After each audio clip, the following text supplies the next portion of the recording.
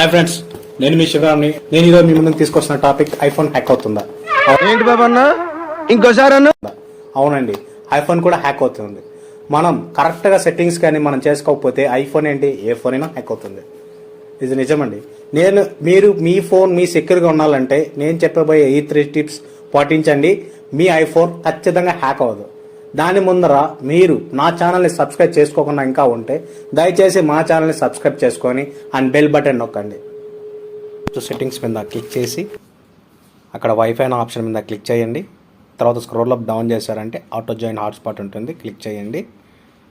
తర్వాత అక్కడ 3 ఆప్షన్స్ వస్తాయి. అక్కడ never ask to join automatic ఉంటుంది, నెవర్ పైన క్లిక్ చేయండి.